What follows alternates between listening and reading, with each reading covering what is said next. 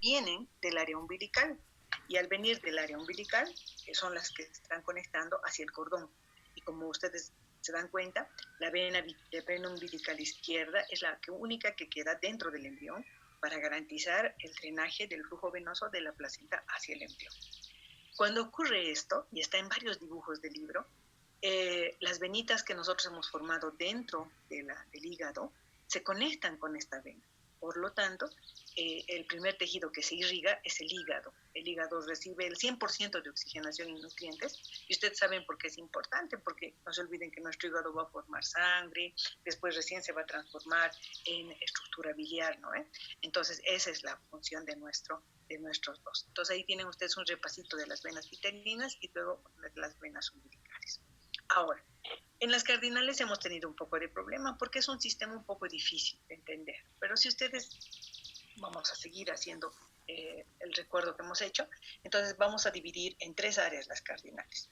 Las cardinales comunes, que drenan al seno venoso, y estas van a formar, porque después vamos a ver cuando hagamos la ubicación, van a formar, este es un corazoncito visto de atrás en su libro, van a formar el seno venoso o cuerno derecho y el seno venoso o cuerno izquierdo. Al principio las dos venitas drenan ampliamente en el seno venoso, pero después van a ir cambiando, haciendo la estructura hacia el lado derecho. Las cardinales anteriores son las que vienen a cada cardinal común, pero vienen de la parte anterior del embrión. Eso quiere decir que ellas, por ejemplo, van a drenar una buena parte, como van a ver axito, van a drenar una buena parte de la cabeza, drenaje venoso de la cabeza, del cuello, todos los órganos internos que se van a formar ahí adentro, que son los órganos de los sentidos, la faringe y todo lo que ustedes puedan ver, incluyendo el sistema nervioso, ¿no? Prosencéfalo, metencéfalo, diencéfalo, pero también del cuello y los miembros superiores, porque no se olviden que a esta área va a aparecer los miembros superiores, entonces van a drenar sangre de los miembros superiores también con toda la diferencia de sangre. Entonces las cardinales anteriores son esas. Las cardinales posteriores son las que drenan la porción corporal hacia abajo, menos el saco vitelino, porque el saco vitelino es nuestras viterinas. Entonces, las venas de cardinales posteriores van a drenar, por ejemplo, del tórax, de los riñones, van a drenar de las suprarrenales, de las gónadas, y hacia abajo van a drenar de la pelvis, y una vez que aparezcan, pues de los miembros inferiores, ¿no? Y todo el contenido de la pelvis, obviamente menos el intestino, porque eso es vital. Entonces, esas son las áreas de nuestro sistema de drenaje venoso. Entonces, ahí tienen ustedes sus cardinales anteriores y sus cardinales posteriores. A las cardinales posteriores las hemos dividido, ¿no? Vamos a dividirlas según las áreas en supracardinal, subcardinal y sacrocardinal. Pero por lo pronto vamos a recordar un poquito qué es lo que hace. Como ustedes han aprendido en anatomía, el sistema de drenaje venoso es predominantemente derecho, pero al inicio del desarrollo su sistema de ustedes es par, o sea, tiene un derecho y una izquierda. Por lo tanto, como tenemos que dejar la mayor parte que desaparezca del lado izquierdo va a tener que anastomosarse, unirse, derivar su sangre hacia el lado derecho. Entonces, así se forman los drenajes venosos. Y cuando hagamos el sistema arterial va a ser al revés. El sistema arterial va a drenar todo lo del derecho al lado izquierdo, ¿ya? Entonces, veremos qué ocurre con las cardinales. La mayor parte de la transformación de las cardinales es por shunt. Shunt significa anastomosis, o sea, significa unión de venas. Entonces, vamos a unir venas por algunas áreas especiales para llegar a troncos principales. Entonces, ¿cuáles, por ejemplo? En el sistema cardinal anterior, como ustedes están viendo, una cabecita, un cuello, obviamente parte del tórax, nosotros vamos a unir por anastomosis la vena cardinal anterior izquierda y la vena cardinal anterior derecha. Las dos cardinales anteriores forman un puente venoso y este puente venoso va a hacer que la mayor parte de la cardinal izquierda desaparezca, ¿ya? Entonces, este puente venoso se va a conocer como vena brachiocefálica o vena brachiocefálica izquierda, que está en su libro del Keimur de Anatomía, pero ya lo hemos formado. Entonces, como ustedes han visto en Anato, la vena brachiocefálica recoge de toda el área, por ejemplo, izquierda de la cabeza, el cuello, miembro superior, ¿no ve? Recoge hacia ese lado y por lo tanto recibe una gran sobrecarga el lado derecho. Eso se llama shunt, es una derivación de sangre, pero se tiene que hacer, ¿ya? La otra transformación es la vena cardinal anterior derecha y la vena cardinal común derecha. La cardinal anterior derecha y la cardinal común derecha, Lo que pasa es que el libro lo llama como anastomosis porque en realidad las dos venas, como reciben gran flujo de sangre, coinciden en su diámetro, o sea, se vuelven del mismo ancho y prácticamente se vuelve una sola vena. Y esa es nuestra vena cava superior. Me he equivocado aquí, ¿ven? ¿Han visto mi error? Ya. Entonces, esto va a ser vena cava superior, por favor, la vena cava superior que está por aquí. Después lo voy a corregir. Después está lo que ha quedado de la vena cardinal común derecha. Una vez que se forma la vena cardinal común derecha, o sea, al unirse esas dos áreas, las venas cardinales van a formar la vena oblicua de la aurícula derecha y el seno coronario. ¿Ya? Entonces, esa es la forma como se transforma el sistema cardinal anterior. ¿Qué ocurre con el sistema cardinal posterior? El sistema cardinal posterior, como hemos dicho aquí, y es un embrioncito muy chiquito para que ustedes puedan ver, hay un sistema supracardinal, hay un sistema subcardinal y hay un sistema sacrocardinal. El supracardinal, que es lo que vamos a ver un poquito en esta diapositiva, vamos a repetir algunos de los dibujos para que ustedes entiendan. El supracardinal recoge sangre de la pared del tórax. Eso quiere decir que gracias a él se van a formar las venas intercostales. Pero en este momento, a nivel de la quinta semana, hay una anastomosis extensa entre la izquierda hacia la derecha.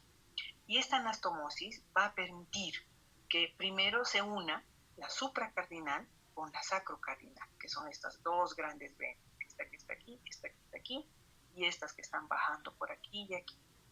Entonces, primero lo que tiene que hacer la supracardinal es anastomosarse hasta el área de la pene. Entonces se llama la anastomosis con la postcardinal, pero se llama todavía supracardinal. Entonces, una vez que hace eso, la supracardinal izquierda se va a derivar hacia el lado derecho y va a formar una pequeña vena de longitud menor en el lado izquierdo que prácticamente se ha dividido y va a ser la vena hemiácigos, ¿ya? O ácigos menor si ustedes quieren. La ácigos menor en anatomía ustedes han aprendido que recoge sangre desde el cuarto o quinto espacio intercostal izquierdo y lo deriva hacia el lado derecho, ¿no? En cambio, la del lado derecho no se divide, permanece, pierde conexión media con su prolongación y se convierte en la vena ácigos o ácigos mayor, también se llama, ¿no? Ácigos mayor o ácigos. Entonces, ese es el drenaje venoso del tórax. Obviamente, ellos van a ir después a la vena cava inferior y van a drenar. Ahora, la pregunta siempre, incluso en anatomía, es qué pasa con la porción superior del hemitórax izquierdo. Entonces, esta porción superior va a recibir una conexión hacia el tronco brachiocefálico, ¿no? Por eso esta porción superior del tórax se drena hacia la vena cava superior. ¿Ya? Bien, esas eran nuestras supracardinales. ¿Qué pasa con nuestra subcardinal? Nuestra subcardinal es algo complejo. ¿Por qué? Porque primero tiene harto territorio por drenar. Drena los riñones, que no son los únicos, porque al principio ustedes van a ver que hay dos riñones del cuerpo, que son el pronefros, el metanefros, el mesonefros, por ejemplo. Pero mientras hace eso, forma un plexo venoso, o sea, una malla de venitas en toda esa área. Y ese plexo venoso es de organización, es para organizar las venas principales a los órganos que tiene que dar el drenaje del sanguíneo, ¿no ve? Entonces en ese momento se están formando los riñones, se está formando la glándula suprarrenal, se están formando las gónadas. Entonces el plexo venoso sirve para eso, para que se organice, para permitir que se organicen sus venas de esos órganos en esa área. Entonces, lo mismo que hemos hecho hace un momentito, tenemos que anastomosar. Y al anastomosar, ay, ¿quién nos está poniendo rayas en la presentación? Veremos, por favor, sí. Aquí.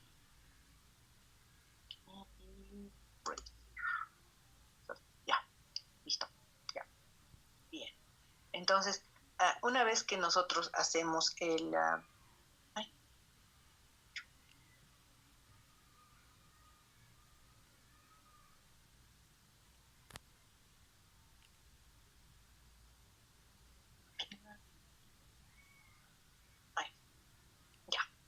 Entonces, una vez que nosotros hacemos el sistema subcardinal y lo organizamos, la vena subcardinal izquierda se anastomosa a la derecha.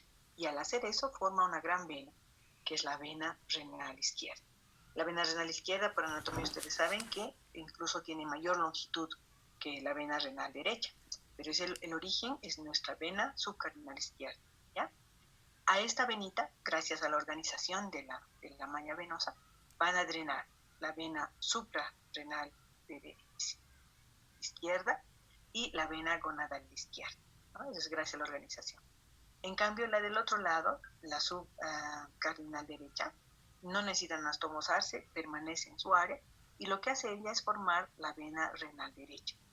Y por separado, la mallita va a organizar la vena suprarrenal derecha, que se va a anastomosar a esta misma área, y va a organizar la vena gonadal derecha, que también individualmente ambas se van a unir, no a la renal, sino a la vena cava inferior por separado. Entonces la vena gonadal gira alrededor de la vena cava para poderse anastomosar. ¿Ve? Eso es gracias a la organización del plexo. Si el plexo se organiza de buena manera, entonces se añade todas esas áreas, ¿ya?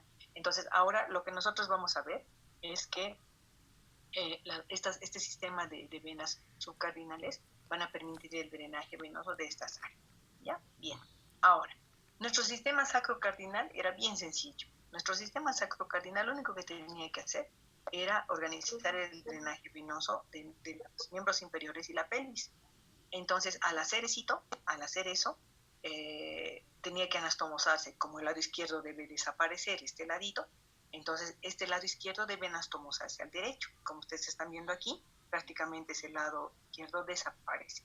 Entonces se forma la vena ilíaca común izquierda. A ella, porque se organiza la pelvis, porque se organiza el miembro inferior, van a llegar la ilíaca interna y la ilíaca externa, ¿no? Y después viene en forma directa la vena sacrocardinal derecha, va a formar la vena ilíaca primitiva derecha. Entonces, esta es la explicación por qué la vena ilíaca primitiva izquierda, por ejemplo, es más horizontal que la derecha, porque en realidad es una anastomosis del lado izquierdo al lado derecho. Entonces, una vez que hacemos eso, ya tenemos todo el sistema postcardinal, que es lo que hemos trabajado con ustedes. Ahora miren, cuando organizamos el sistema de las cardinales, nosotros completamos la formación de la vena cava inferior. Y nuestra vena cava inferior, como lo tienen en su libro en colores, tiene 4 partes. Lo correcto, como hemos hablado en la teoría, sería describirlo de abajo arriba, pero su libro lo describe de arriba abajo, ¿ya? Entonces, de arriba abajo dice, hay un segmento hepático, que es este, que viene de la vena vitelina derecha. Hay un segmento prerrenal, antes del riñón, que viene de la vena subcardinal derecha, que es estilo, que es lo que se está organizando aquí en la malla.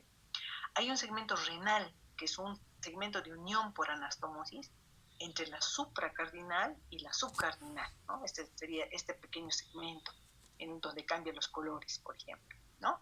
Y hay un segmento posrenal, que es la vena supracardinal derecha, porque, como se acuerdan al inicio del repaso, hemos dicho, lo primero que hacen las supracardinales es hacer anastomosis con la sacro, ¿no? Estas dos amarillas que están aquí. Gracias a eso hemos organizado las lemiácigos, y hemos dejado una pequeña parte amarilla en este lado derecho. Entonces, en realidad es supracardinal, pero es la parte más inferior de nuestra vena cava inferior. La vena cava inferior es la vena más difícil de hacer, ¿ya? Y es la que a veces tiene más errores durante la transformación.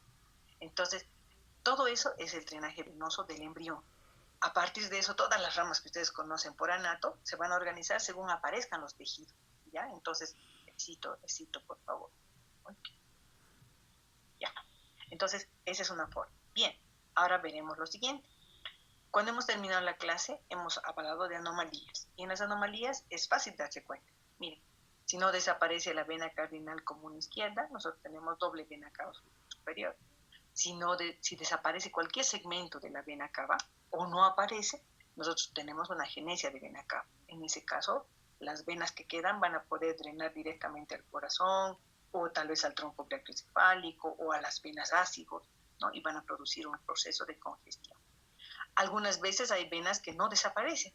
Normalmente debería haber desaparecido esta o debería haber desaparecido esta. Y en esos casos nosotros podemos tener, por ejemplo, venas cavas dobles por segmentos, prerrenal, posrenal, renal podemos tener, ¿no? O incluso gonadales que se pueden adherir a esas venas que no han desaparecido. Entonces, en ese caso, cuando alguna vez las porciones de la vena cava no desaparecen, entonces el territorio venoso busca lugar donde drenar la sangre. Entonces, como están viendo aquí, por ejemplo, la ácigos está bien dilatada y está unida a la vena cava superior, por ejemplo, ¿no? Bien. o como aquí ven, directamente la hernia accesoria está drenando directamente al área cardíaca y corremos el riesgo de que pueda irse hacia la aurícula izquierda, por ejemplo, ¿no? Ese es uno de los efectos que puede haber, ¿ya? Bien, ahora, aquí nos hemos quedado, ya no quiero abarcar mucho tampoco, hasta las 11:30 yo voy a pasar respetando el horario, ¿ya? Entonces vamos a ver ahora cómo se desarrollan las arterias asociadas al corazón, ¿ya? Las arterias asociadas al corazón embrionario van a ser todo el área de flujo de salida del corazón. Como ustedes hemos repasado y hemos dicho, la última porción del tubo cardíaco es